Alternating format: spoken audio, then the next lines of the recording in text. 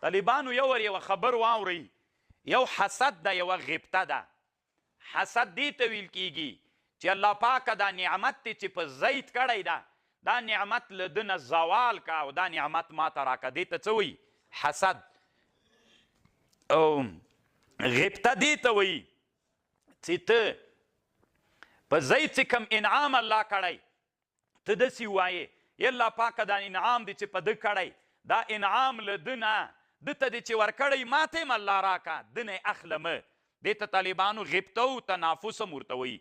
وفي ذلك فليتنافس المتنافسون. ابن حجر وایي دې ته منافسه وایي.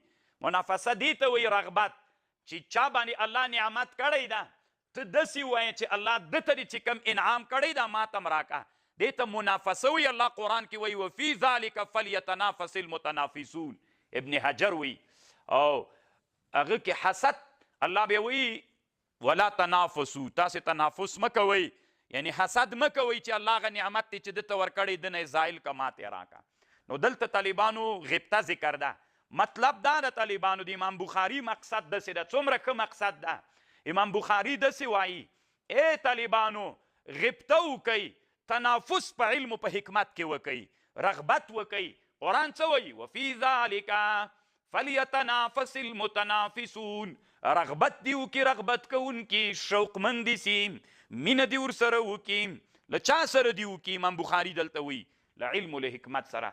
طالبه مسلمانه هغه څوک چې علم سره مینه لري داسې چل وکړه، د علم سره غبطه وکړه، یعنی معنا د دې غوښتنه وکړه چې الله پلانکي ته دې علم ورکړی ما ته هم راکې، الله پاکه پلانکي ته دې حکمت ورکړی ما ته هم راکې. د دې غبطه وکړه او د دې تنافس و رغبت ولرئ چې الله پاکه پلانکي ته دې علم ورکړی ده، ته هم رغبت و مینه ولره، الله به تا ته هم درکړي. انسانان طالبانو ډېر لوړ استعداد باندې الله پیدا کړي دي. انسانان څه رقم ته چې واړوي هغسې انسانان تربیت کولی سي. نن طالبانو په افغانستان کې تاسې فکر وکئ د اسلام په جامعه کې د اسلام اولاد د موږ د علماو د بېغورۍ د وجې نه ورځ تر بلې نه طالبانو ځوان نسل د الحاد فکر ته روان ده. خو د علماو د فکريه داسې جوړه ده چې علما د نن عصر ته په کتلو باندې ځوانانو ته دعوت نه کوي. هغه زاړه فکر باندې طالبانو دعوت ځوانانو ته کوي. د نن سهار مې یو ویډیو کتلی یو کې داسې څو ښځې ولاړې دي، نو هغه ورسره لیکلي ول د ښځو باندې چې امر بالمعروف راسي تښتي. ښځو داسې رقص غوندې کو، نو کاوي چې یو دم یې منډې کړلې چې شاته سپی پسې راغی، سپي د وجې نه وتښتلي وي، امر بالمعروف راغی. ګوره طالبانو دا یو پښتون نشر کړي ول په ټویټر کې، دا طالبانو الحاد ته روان دي، دا د شعایرو د الله سپکاوی ده. دومره دلایل د قرآن نه د امر بالمعروف په فرضیت باندې راغلي په لسګونو. د قرآن د اسلام شعایرو ته طالبانو سپکاوی کول کفر ده، حرامه ده، ناروا ده. خدا چې امر بالمعروف خلک داسې فکر کوي چې دا د طالب فکریه ده، دا د اسلام فکریه ده. اوس مثلا موږ وزارت لرو د امر بالمعروف، خو داسې درانده ناست دي هېڅ یو داعي د امر بالمعروف راپورته نه سو، نه غږ راباسي چې د امر بالمعروف په اړه باندې اسلامي امت ته خبر ورکړي چې دا د اسلام د دین یو له شعایرو نه ده. طالبانو امر بالمعروف وزارت په اسلام کې 4 لمبر وزارت ده، 4 لمبر وزارت و مرتبه لري، اختلاف لري. علما ابن خلدون 4 بلي او بعضې نور علما لکه مثلا علامه قلقشندي وایي چې دا 5م وزارت د اسلام کې دومره لوړه مرتبه لري. د دې نه قضا مخکې د طالبانو، نو دا له شعایرو د اسلام نه د اسلامي نظام یو رکن ده، د اسلامي نظام له لویو اساساتو نه ده. علت دا د طالبانو چې مونږ غبطه فی العلم نه ده کړې.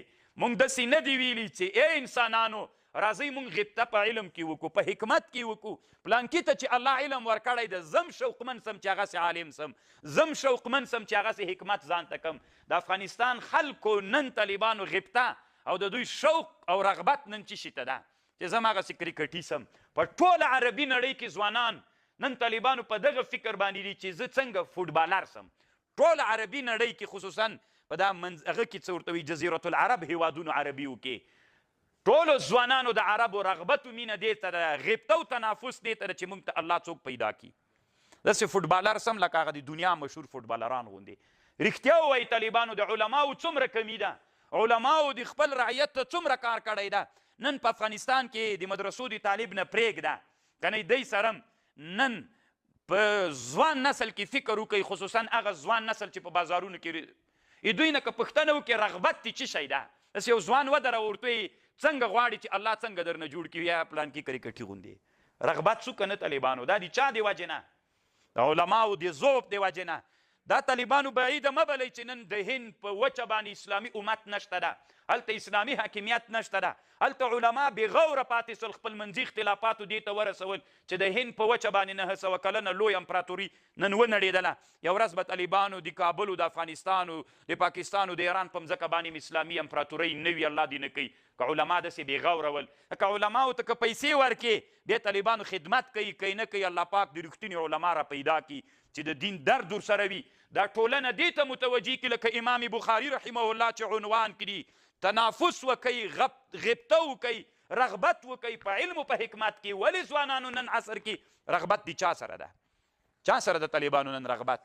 قسم په الله که د بل چي سره یې کوي نه منئ، راځئ زه به دا د چهارسیه بازار ته در سره لاړ سم، 15 ځوانان به ودرو، پوښتنه به ترنه وکړو. داسې څوک دې پوښتنه تېر وکړي چې ملا نه وي، داسې ورته څوک غواړي چا غوندې سي. یو به په دې پیدا نه کړي چې د علم راغب و تنافس، هغه اسلامي ټولنې ته ذهنیت کې چې دی هغه شی رغبت کوي، علم دین او اسلام دا رغبت نه کوي. چا دا په ذهن کې ور واچول؟ دښمن ته څه بلا وهلی؟ واک لري، پیسې لري، لاسپیکر لري، رادیو لري، تلویزیون لري، د دعوت لاره دې بنده کړې ده، څه در باندې سوي دي؟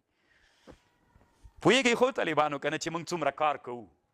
تاسې طالبانو درد به هلته پیدا سي چې دغسې ټویټر فعاله کوي، ویې ګورئ چې د الحاد د فکر خلک څومره په ډېرېدلو باندې دي ځوانان.